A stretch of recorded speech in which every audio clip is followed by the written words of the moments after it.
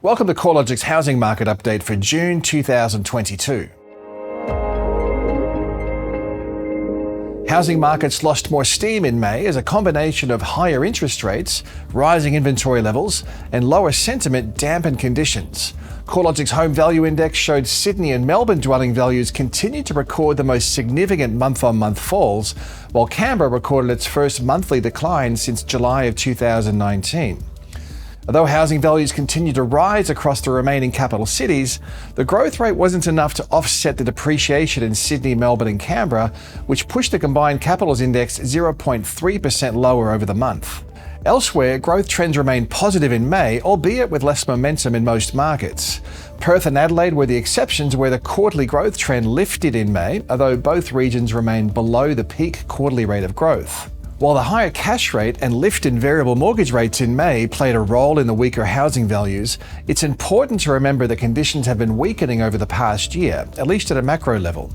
The quarterly rate of growth in national dwelling values peaked in May of 2021, shortly after a peak in consumer sentiment and a trend towards higher fixed mortgage rates. Since then, housing has been getting more unaffordable, households have become increasingly sensitive to the higher interest rates as debt levels have increased, savings have reduced, and lending conditions have tightened. Add to that rising inflation and a higher cost of debt, and it all flows through to less housing demand. With the trend of growth easing across most regions over the past year, the annual rate of change has eased sharply over recent months, dropping to 11.7% across the combined capital cities, down from a recent peak of 21.3% over the 12 months ending January of 2022. Although regional Australia continues to demonstrate stronger growth conditions, it's also come off peak growth rates, with the annual growth trend easing to 22.1%, down from its January peak of 26.1% and likely to trend lower through the rest of the year. As the pace of growth eases across most regional markets, we're likely to see growth conditions softening in line with higher interest rates and worsening affordability pressures.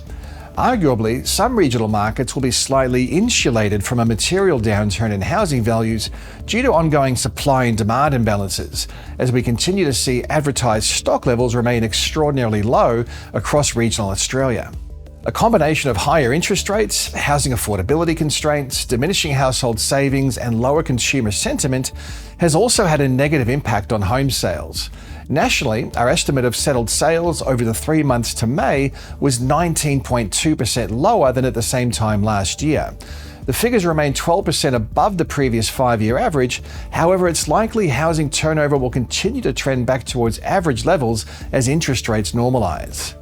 Lower sales volumes are being accompanied by a gradual rise in advertised stock levels. Nationally, advertised inventory is 10% below levels from a year ago, but buyers in softer markets like Sydney and Melbourne have more choice and less urgency, and better leverage as advertised stock levels rise to above average levels. While housing value growth has slowed, rents continue to rise swiftly. Nationally, CoreLogic's Hedonic rental index has increased by 1% in May, taking the quarterly rate of growth to 3%, up 60 basis points on a year ago. Rents are up 8.8% in the past year across the combined capital cities and 10.8% across the combined regional areas. For investors, yields are recording some upwards momentum amidst rising rents and a general easing in home value growth, especially in Sydney and Melbourne. Despite the upwards trajectory, yields remain remarkably low, but a recovery back to average levels may happen sooner rather than later if housing values continue to be outpaced by rents.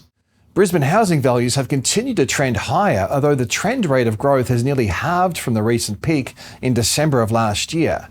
Back then, housing values were rising at 8.5% over the quarter, but have since eased back to 4.6% over the rolling quarter, which is still outperforming the national average growth rate of 1.1%. A key factor supporting Brisbane's ongoing price growth is that listings remain extremely low. At the end of May, total advertised stock levels were holding 28% below the 5-year average in Brisbane. At the same time, home sales have eased but remained approximately 15% above the 5-year average in May. With demand continuing to outweigh available supply, homes are selling in just 20 days on average with minimal levels of discounting. As interest rates normalise over the next 12 to 18 months, the expectation is most of Australia's capital cities will move into a period of decline brought about by less demand. The trajectory of interest rates will be a key factor in future housing market outcomes. Forecasts for where the cash rate may land are varied. After the Reserve Bank's May board meeting, the governor noted a cash rate of 2.5% wouldn't be an unreasonable expectation. Financial markets are still betting on a cash rate above 3% before mid-2023, while economic commentators show a broad range in their cash rate forecasts. With the housing debt-to-household income ratio at record highs, household balance sheets are likely to be more sensitive to rising interest rates. High inflation could be another factor contributing to softer growth conditions in the housing sector. A prolonged period of high inflation is likely to lead to lower rates of household saving and may potentially weaken prospective borrowers' ability to meet serviceability assessments from lenders. Consumer sentiment also remains low. Historically, there's been a strong correlation between consumer attitudes and housing market activity.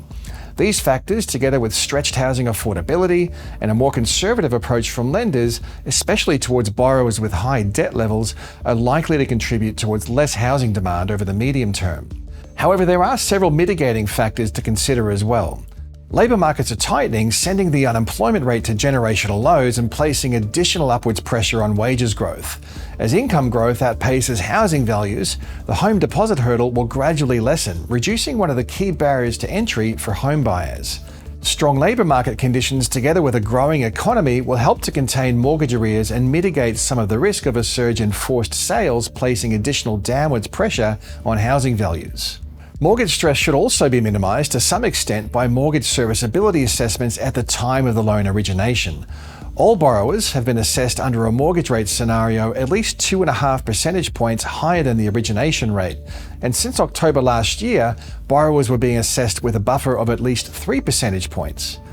Under these serviceability scenarios, it's reasonable to expect borrowers should be able to accommodate higher mortgage repayment costs, although such a rapid rate of inflation could create some challenges for borrowers with thinly stretched budgets.